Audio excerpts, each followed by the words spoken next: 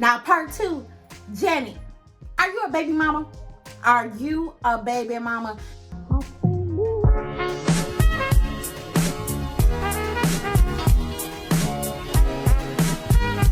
Listen, I ain't nobody's baby mama because I did not have a child, okay? The rumors are false, people. Please, for Janet's sake, cut that shit out. And Rebe says she ain't babysat or watched nobody kids or claimed anybody else's children on her taxes as a dependent, okay? And Janet said, quite frankly, how could she keep a baby away from their father, especially James? Yeah, he was on that stuff, but right is right, wrong is wrong. Moving right along. Her relationship with Michael changed around the Thriller album is what she let us know. And she said because they were really close. They used to spend all their time together. When his albums, before he would release them, she would, sit in the car and listen to them from start to finish. And after the Thriller, she just didn't see much of him. He just became like a recluse. And she said, at some point he would come in her room and he would just sit, look at her, wouldn't say anything, and then just walk out. Like, it was just, we don't know what Mike was going through. I think it more or less had a lot to do with the camp. It had a lot to do with the pressures of the music business. That's what I'm assuming. But she said, yeah, their relationship kind of just started to fizzle out. And even Rebe was asked, I believe, when was the last time she saw Michael, and that was a damn shame. She was like, oh, I haven't seen Michael in about a year. He's very, very busy. I said, shit, how busy can you be? You can pick up the phone and call your sister, Michael. I mean, God rest his talented soul. But I mean, the first 2 albums were a flop. We all know that, okay? She had no creative control. So when she decided to make the Control album, she wanted it to be great. She wanted it to be her way, produced the way she wanted. Now, before she could do that, she had to fire her daddy. Joe was no more. Okay, she had to fire her daddy. Her daddy had way too much creative control over her life as well as her business, and she just wanted him removed. So the girl, his receptionist, Jessica Davenport, she basically came in and said that she got basically telecom, whatever, stating that the relationship between Janet and Mr. Jackson was no longer, and that the company was dissolving and she could have a position with Janet's camp, basically. What I found interesting, that I don't know why Janet won't acknowledge 100%, is that you didn't know your dad. Is that you didn't have a relationship with your father that you wanted. You had all the discipline in the world from him. But if you are saying to me, to us, to the world, discipline without love is tyranny, I guess you was in a damn war for your whole life. Because Jessica Davenport, the receptionist, said Joe essentially chose to resign from fatherhood. And we all saw that. Janet. There is no need to sugarcoat that or to make it seem better, put some sugar on, you know what I mean? There is no need to do that. We saw that. We, for those of us 30, 40 plus, we've been listening to your music for a very long time, saw this a long time ago. Your brothers have spoke on it. And I wish you would have just said, my father just wasn't there for me the way I know he could have been and he would have. Now, Jessica says that she never got a chance to meet the real Joseph. I guess, in a sense, none of them did. Did Catherine did? Catherine? Was Catherine able to meet the real Joe? Because Joe was out here. Y'all know Joe had messed around on her and had a little, little baby, whatever. But that's hearsay, allegedly. Y'all ain't gonna have me like KK. Y'all know who KK is. Y'all not gonna have me in court like KK. Allegedly, it's it's some women he was cheating with and a side baby. Okay, that's all I got to say. He was too focused on making music and business deals, and trying to create opportunities for her and for his kids. He was not moving out of Encino. He said, "Come hell or high water." Okay, damn fatherhood. I'm trying to make sure we don't go back to the hood. Hello, Paula Abdul, why your ass crying? Oh my God. Okay, I ain't gonna lie. Okay, that choreography, you know, that she hit us with, Paula Abdul. If y'all didn't know, she was a Lakers cheerleader turned choreographer, and y'all remember Straight Up Now, Tell Me If You Really Wanna Love Me Forever. Oh. Yeah, her. Nasal Paula, like Janet. Okay, they almost twins. Janet and Paula, she was her choreographer for the Control video, whatnot. Paula said it was important to get her out of her shell and to allow her to grow into her being. That's fine, but Paula, why you crying? I did not understand why you was crying. I didn't understand that. She was like, we have had, I'm like, damn, did y'all have deep discussions? Do you know a tea? And you're not sharing it? What's going on? And she's, it was a lot of growing up to do, and I just feel like I'm her big sister, and, okay, well, you only choreographed one song, boo. One song. So in comes her boo with the ponytail and the big ass glass. Rene Elizondo Jr. So what we did know about him that we learned was that his family was into the film industry, and that's how they made their living. And he was really heavy into film. He recorded so much of behind the scenes that I was just like, wow, where was this during, you know, y'all hiccups? You know what I mean? But Rene came in. But then I stopped myself, y'all. I stopped myself. I said, hold up. So Janet, you, well, I was like, wait a minute. You left James, okay. In between James and Rene was 6 years. You mean to tell me you gonna leave Bobby Brown out of this? You gonna leave Rocks and Barbecue out of this? Girl, look. And if you didn't read it and you think I'm lying, please go to Bobby Brown's book and watch Bobby Brown's story on BET, okay? Bobby Brown allegedly, I told y'all ain't gonna have me in these courts like KK, because I ain't got it. I'm gonna just tell Carter, I ain't got it. Janet, I ain't got none of what you want. Leave me alone. Anywho,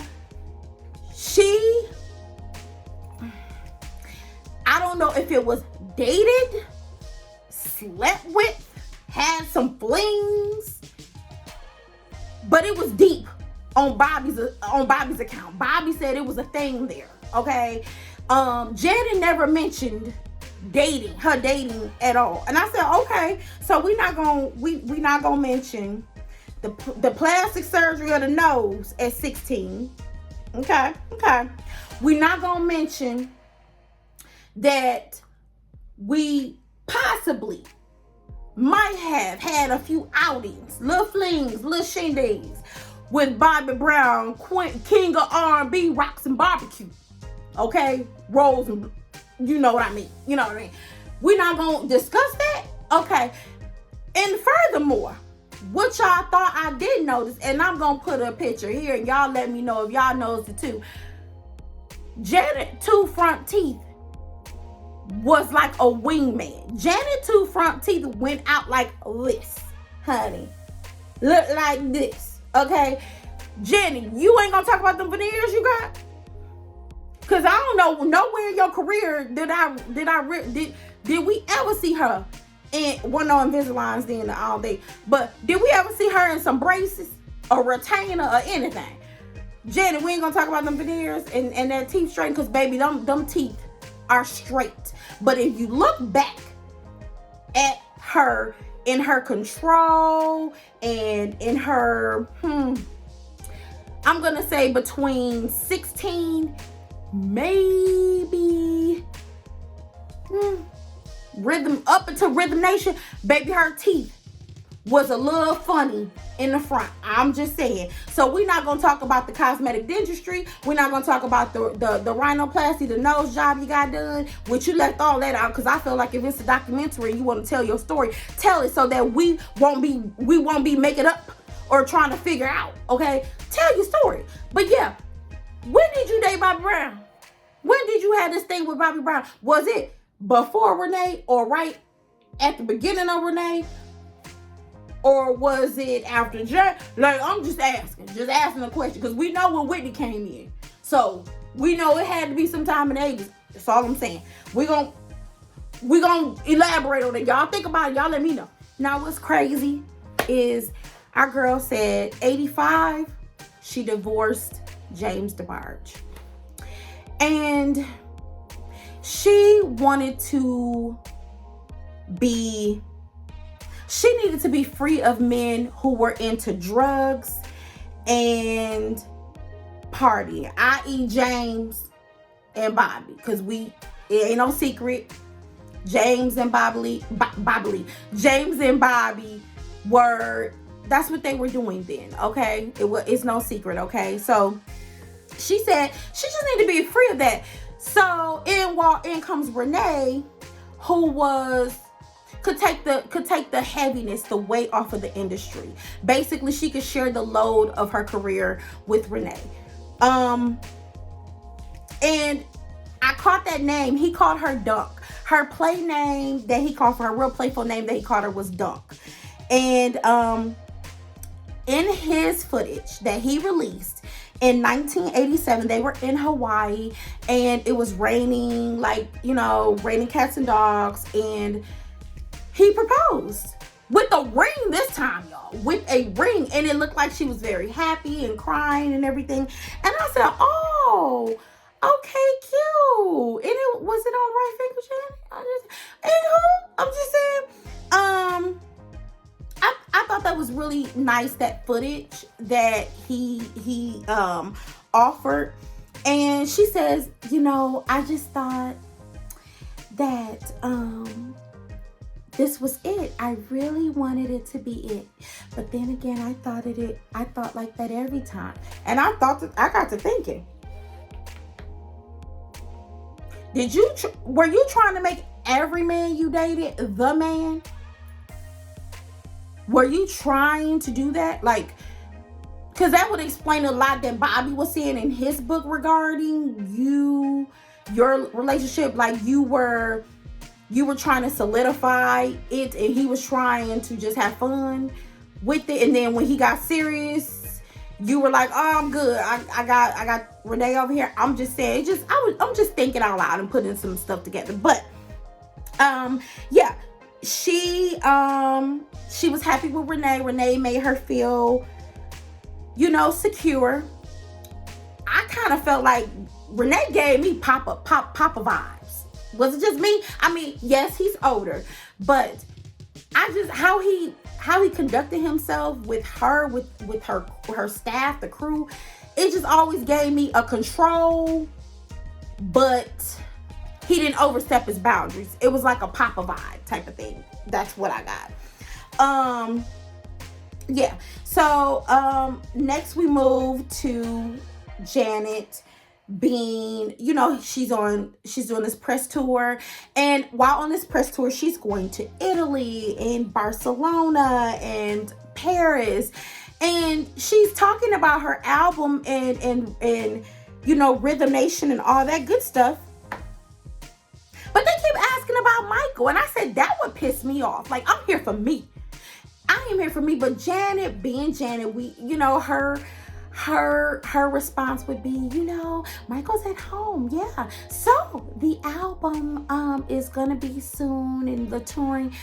And I think she realized, from what I saw, just watching Michael production and his touring and how everything was for him, I think she felt like, oh yeah, I can't go out like I did. I can't have a tour like my last tour. I gotta go big or go home.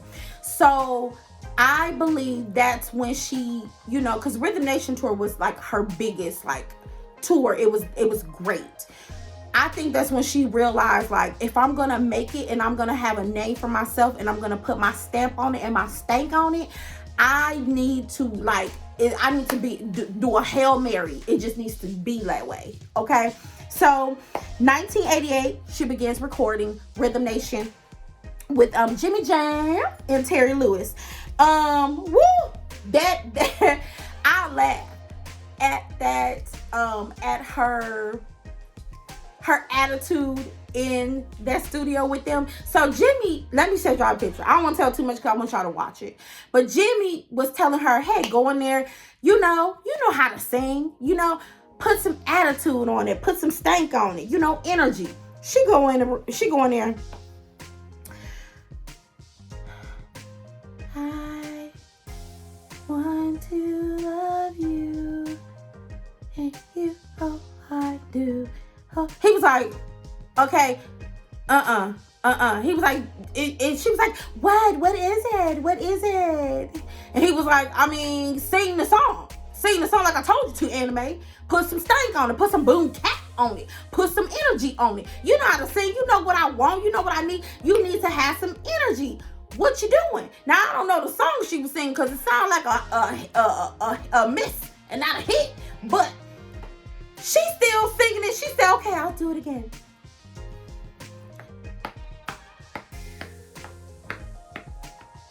I want to love you.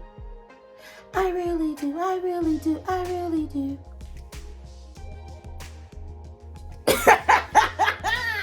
They laughing. Jimmy and Terry laughing. He was like, what the fuck? They laughing. So she was like, what's so funny?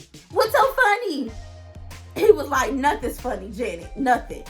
This chick, she had turned off the lights. Boom, turn off the lights. Come out. She was like, why are you laughing? I'm tired of doing this for you a million times and you won't tell me what you want. He was like, I told you what I want. I want the energy. I want the attitude. You're not singing with that attitude and energy. She's like, well, you know what? I don't have to deal with this. I'm going to have to deal with this because you guys are it's just too much. It's just too much. You're going too far. Now you're going too far. I said, this Jen is snapping. Y'all, you're going too far. You're going too far. I'm going home. And Rene was like, well, Janet, we supposed to have this album done. What we gonna tell A&M? You know what? Tell them the truth. Tell them the truth that this dynamic isn't working. No, you not working. You not working as hard as you could work. All they're asking you to do is push yourself. You're almost done with the album from what it sounded like. Push yourself. That's all they were asking. Baby, that was Janet's kiss my ass. That was it. That was it. She said, I don't have to deal with this because you're going too far and want to go home. And I said, oh, we're not going to cuss. I would have cussed their asses out. We're not going to cuss. We're not going to throw something. We're not going to yell. No, we're just going to tell them they're going too far because they're laughing. Yo, when she was reading the lyrics and trying to sing Rhythm Nation, she was like, if music by my side to break the color lines, let's work together to improve our way of life. Janet, where your stank at? Put some stank on it. And Jimmy Jam, he just walked around. He was like, oh, yeah. Okay, we gonna clean this up. We need some steak. We need some. If music by my side. Yeah, she ain't had none of that at first. She was singing that song like TikTok. So now we're into part 3. And in part 3, it really gets good. Because part 3 is when she turns it up for us. And she becomes the iconic person that we just love and we heart to death.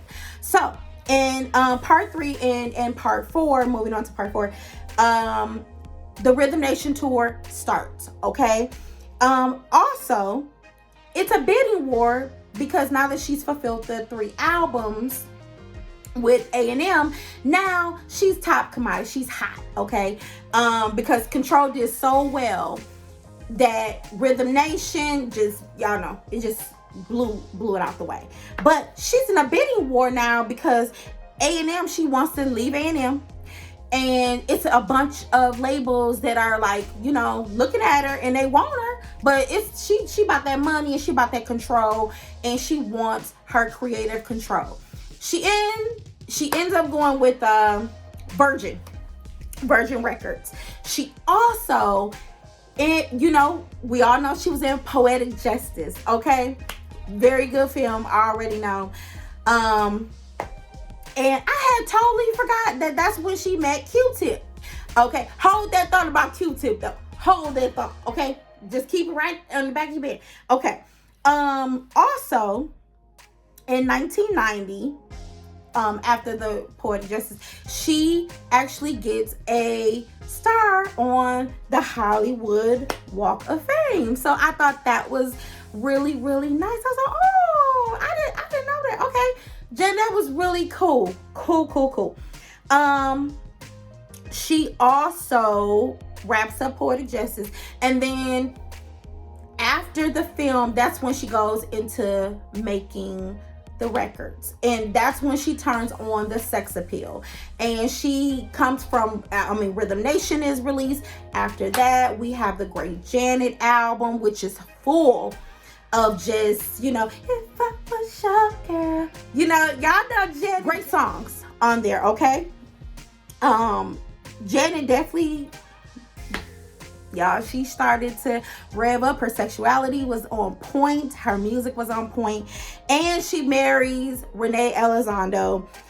And she also won a Grammy for Rhythm Nation, all right? In 1990. And then turns around, I think in 94, she wins another Grammy for That's the Way Love Goes. And they show her tours. Shaq was a mess. You know, she always, if you've ever seen her in concert, she brings a man up on stage. And she kind of does like a little lap dance. It ain't too much, but it's sensual. And she did one for Shaq. I was like, okay, this big, burly looking. Oh, anywho.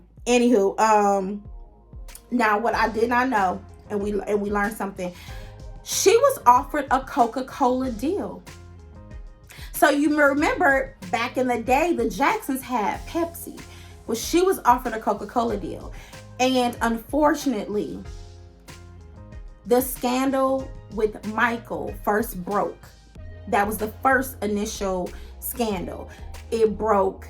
And because of her name and because of her being guilty by association, Coca-Cola dropped her and dropped the deal, basically, because of the Michael scandal. And that is one thing that nobody ever knew. Nobody ever knew that they said, oh no, we're good. And it's not even her scandal, but it was just guilty by association. So I never knew that. And then she also was explaining to us how hard it was to make the Scream song. And I never knew that. I was like, what? So in listening to her, this is what she tells us. She says that when she was asked, you know, Michael, for one, with that lawsuit, we all know Michael had basically gave the families money. And it kind of, to the public, to us, it kind of looked like you paid these people off for silence. Okay. But that's what happened. He wanted it to all go away. And in the midst of his court trial and everything, which was a hard time for her and him, but she was still trying to be supportive, he asked, like, hey, let's do a song together. And she said, oh, I was cool. I was great with that. We were connecting. But although it was hard to record and everything, his camp didn't make it easier for her. So at the recording of the Scream music video, her camp blocked her out so that she could not see what he was performing and what he was doing. And she said, what in the world? She said it felt like a competition. Like, we're siblings. We were not raised like this. Like, I am genuinely here to support my brother and to make a great song together. They did absolutely well, and the graphics and everything were amazing. But his camp made it hard to shoot that video, and I never knew that. And I'm sure you guys never knew that. I was like, whoa. Yeah, she said she also felt like the record company made it a competition to see who was the better Jackson. But I'm like, they're on the same song. They're on the same song. And that Scream song, I believe it was just on his album. It never was on her album. So, I don't know. It was a collaboration, if you ask me. Yeah, so they made it hard for them to shoot together. And it basically, from that point on, yes, things have changed back in Thriller, but it was like almost to a point where they isolated, and they were like on an isolating type of tip between Michael and his family. And she was like, I didn't like that. She's still pissed about it. She said, we didn't come from that. We weren't raised like that. And she's still mad about that. That his camp, he allowed people in his camp to be that way with her, of all people. So yeah, that was interesting that she said that that created a separation and a distance between family and her. And I thought, like, I could only imagine. So our girl said, after the whole scandal and trying to support my brother and the shit flopping, and in the end he ended up paying these people off, I had enough. She needed a vacation, so she took 2 weeks with her two girls, which were, if y'all noticed, they danced with her too. They were on, for sure, her Velvet Rope tour, and I also saw them at her Tina Landon is a choreographer, but she was on, I believe, the Rhythm Nation tour is where she first started. But anyway, she took a break. They went to Hawaii and had a good time. Rene, his ass needed to sit down with that camera. He was getting on all of their nerves. He really, really was. He was too much with that camera. Tina also stated that was, at that time, what she wasn't telling anyone is that Rene was struggling with pain medication. And this was before the Velvet Rope tour. And the Velvet Rope tour, oh, that was a good tour. That is actually one of my favorite albums. I believe Velvet Rope, and I like Janet. I loved All For You Too. I love Rhythm Nation. I don't know. I think Velvet Rope, because I was older, I could understand it. Velvet Rope, with the lyrics and the things that she was going through, like the abuse and feeling unloved, it definitely hit with what she was going through with Rene. So Rene caused a little fracture in the marriage. He did. He was struggling with the pain killers. I said, what was wrong with him? I have no clue, y'all. It wasn't revealed. If he had back issues, I don't know. He carried a camera. Maybe he had tendonitis. I don't know. But yeah, Tina said that's what happened right before the Velvet Rope tour. So when they went on the Velvet Rope tour, which was a very deep album for her, very personal album for her, he wasn't there. She said usually he would be right there in the mix, but he wasn't there. He was not there. And that's when they saw that there was a serious fracture in their marriage for the first time. That's when people noticed, who knew her personally, could see that. How her other choreographer and friend Gil, who danced on the when she did the Live in Hawaii, All For You, he's from Hawaii, of course. He was up there, and he said, I had just started dancing for her, and all I did was, he said, we were in South Africa, and we were at dinner, all the dancers, and he said, I asked her, hey, he said, because I could tell something was wrong. And I said, hey, Janet, are you okay? He said, and she just cried. And he said, I knew it wasn't okay. And what she said was, during that time, that Velvet Rope tour, Rene did not like her appearance and felt like she admitted she's an emotional eater. And he said that you need to look like what people see on the videos and on tour, and you cannot look out of shape. And he was always on her about her appearance.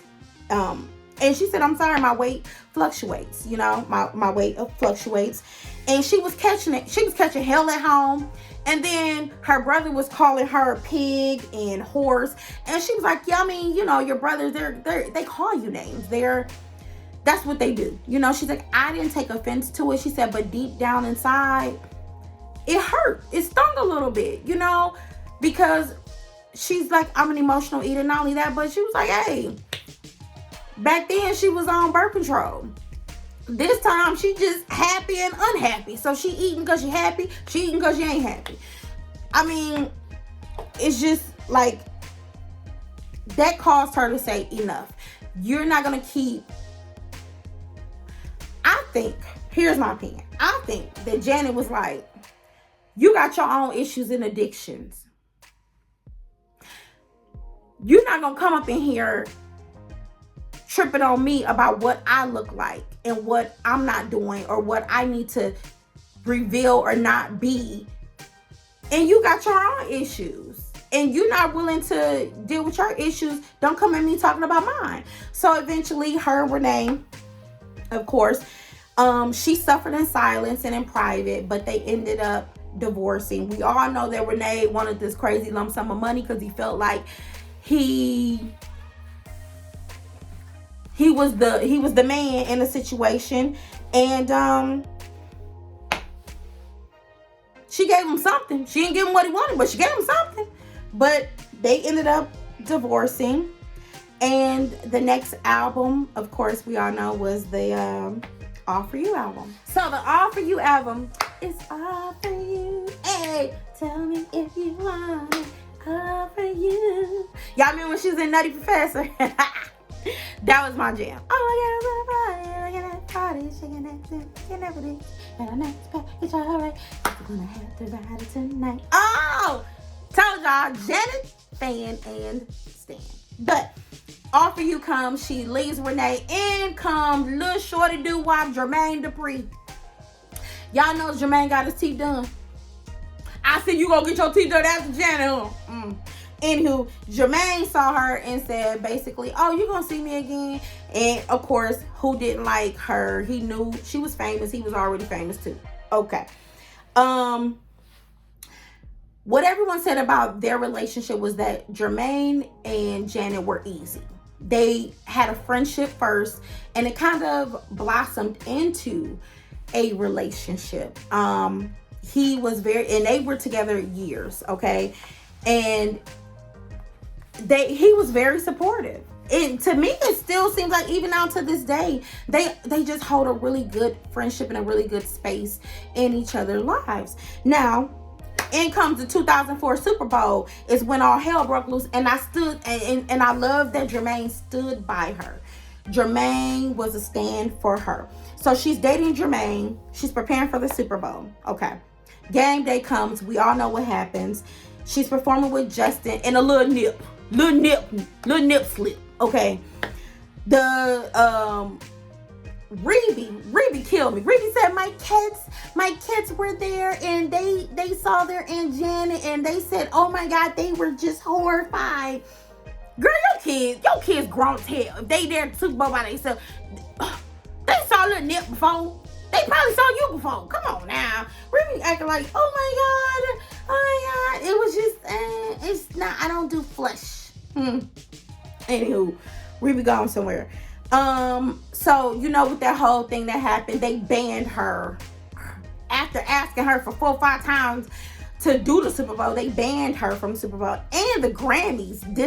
invited her, and I was with her. I don't want to be anywhere I ain't invited. You ain't gonna look at me crazy. She did say that although we thought that Justin didn't reach out, didn't have anything to say, she said Justin did reach out, but he reached out one time, player. Justin reached out once, and she said, I told him, don't say anything. They want to get on me because it was an incident on me. Don't say anything. It'll be okay. It'll blow over. I'll take the heat. Let it go. So she said, in her words, it was not intentional. It was not for publicity because of her album coming out. None of that. It was simply an honest wardrobe mistake that happened. Since then, she has even said that her and Justin are good friends. He's very supportive. They have spoken about it. It's something in the past they have let go. We should probably let go of it too. And it wasn't that deep. It was an accident. And for those that are still, hanging on to it, let it go. Let it go. And unfortunately, another issue happened because of that 2004 incident. They stalled her for the Rock and Roll Hall of Fame to be inducted into the Rock and Roll Hall of Fame because of that issue. And I said, that's crazy. This man, this whole man world and that they doing, that's ridiculous. But she says a week after the Super Bowl, of course, the Grammys disinvited her. And Jermaine, he was on the board of the Grammys, and he basically said, I'm standing in solidarity with my girl. It was an accident. Y'all crazy. I'm done. So he removes himself from the board too, and he supports her. He said, how did that look? I'm with her. That she's my woman, and I'm on the board for the Grammys, and I'm standing there allowing them to do all this crazy foolish shit to her, all because of an accident. And it was like a point something accident. He was like, I didn't do that. So they then went on. She then went on to continue to date Jermaine. Everything was good. Woo, Jermaine. So how did her and Jermaine break up? Well, she ultimately said she wanted to have a family with Jermaine. Jermaine, he's reckless. He was reckless. He said he was being a man. He was out here being Jermaine just wasn't ready for what she was ready for. Point blank period. Like, though they worked well together, Jermaine made no time for Janet because she said he works a lot. He's just a workhorse. He just work. And she was like, it's okay to work, but you need to make some time for me at home. We need to reconnect. And he wasn't able to do that. And she also heard that he was out here cheating and being a little hitchy. And he basically kind of confirmed it. He was like, I was just being a man, and had I not been reckless, now that he older, now he's saying, had I not been reckless, it would have still been a good forever. But Janet wanted marriage, she wanted kids, she wanted that relationship, and he was like, some things have to be in place before all that can happen. Meaning you need to be at home. That's what I took. You need to be at home. You need to stay out them streets. Ain't nothing in Magic City, bro. It's a whole lot in Magic City. What am I saying, family? It's a whole lot. I love it. So we go on to discuss her about her 2006. She did Why Did I Get Married? And Why Did I Get Married 2 came along a year or two later. And we also know that was it a year or two later? It was maybe a few years after that. About 3-4 at the most. But in the filming of Why Did I Get Married 2, we learned that, she learned that Michael had passed away. And it made me cry. I was in tears when she was at her mom's house, and she was like, Mom, can you talk about Michael? And her mom she was already teary-eyed. She was like, I can't. And she was like, fair enough. We won't discuss him. And I was like, wow, all these years, you still can't talk about your child, because it's unbelievable. So in 2016, our girl Janet announces that she is expecting a baby. All right. And what is amazing is that she had her son Issa at the age of 50, which blew people away, because they're like, she old. And yeah. Now, she did make inferences that she had a lot of issues, and she kept trying. And I'm like, because she kept saying, a lot of injections and fertility and, treatments and things like that. And she went to various countries trying to get help. And I'm like, oh, so to me, it sounded like she either went through maybe IVF or IUI treatment, is what it sounds like. And, that was important for her to have a baby. But at 50, she had a baby boy, baby Issa. Now, the marriage didn't work, of course. They're still, going through that issue.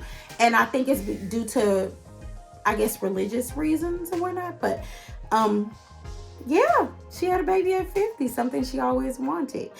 Now, I didn't know it had been so soon, but 2019, Papa Joe didn't take no smoke from nobody. He passed at the age of 89, and he was battling cancer. And I was, didn't know that either. Okay, that was something I don't know where I was at, but I didn't know he had cancer, was battling it. But he was 89 and he passed. And Janet said that she was able to thank him because she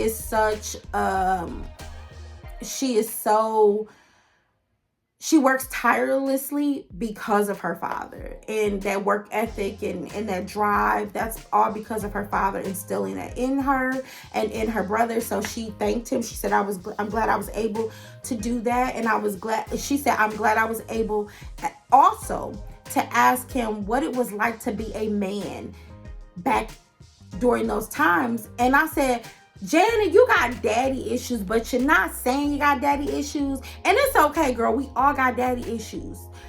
But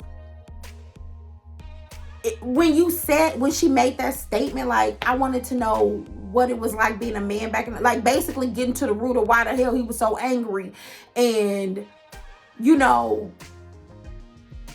domineering and just demeaning sometimes. Like, why was he like this? And I think that was a great question to ask him. And she said, I'm glad I was able to ask him that about him and being a man back in the day, and how did he get, his attitude and all of that stuff. So that was cool. Janet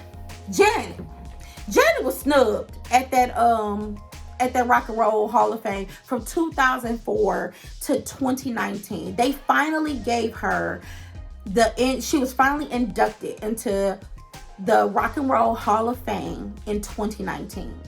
Now, the one thing she did say that I love, she said, more women need to be inducted. And that's so true. Because whenever we hear about somebody being inducted into the Rock and Roll Hall of Fame, it's always a man. It's always a man. 80% of the time, it's a bunch of men. Okay? And it's sad because Questlove, who is from the group Roots, if you're into hip hop like that, he said it basically all stemmed from 2004 with the whole Grammy thing that they drugged their feet on. And I said, that, wow, really? That, man, but it's the old boys club. What can I say? Now, I told y'all to hold on. Janet, why you ain't tell us or explain to us that you was dating Q-Tip for a hot minute? Now why you wanna go to do that and do that and do that and do that and do that and do that and do that. You don't know what y'all know the song. Come on, you don't know what you got till it's gone. Him. Okay, your Poetic Justice co-star.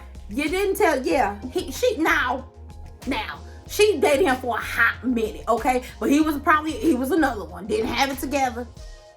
Was all over the place. And they were able to remain friends, okay? But yeah, Janet, I feel like Janet got over on us, y'all. I feel like she ain't let us in on all the tea that she really could have let us in on, because she still needs to maintain that privacy. That's how I feel, okay? Which further lets me know, Janet, go on and make a book, girl. Go on and do an autobiography and put it all in the book, okay? Just go ahead and do that. Go ahead, okay?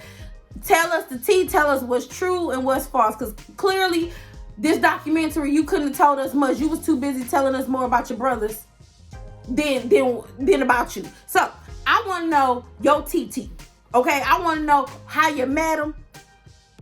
Was it good, bad? Did you regret it? Let me know. I want to know what y'all want to know. Shoot. Let me ask them questions. I would have been like, so Janet, rumors are that you dated Roxanne Barbecue. Bobby Brown. How was that? Is that true? Is it unfounded? What was it? Because he made a book and a movie about it. I want to know your tea. Okay, but you guys, that was our girl. 4 parts. Sorry I had y'all here so long, but 4 parts, okay, of our girl Janet Demita Joe Jackson. All right, if you enjoyed this commentary review recap, please like this video. Follow me on social media. Hit that subscribe. Don't forget to hit the bell notification so that you don't miss your girl, okay? Now, hopefully I did her justice, okay? Hopefully. I gotta go put this key back on my key ring. I can't, this is my work key.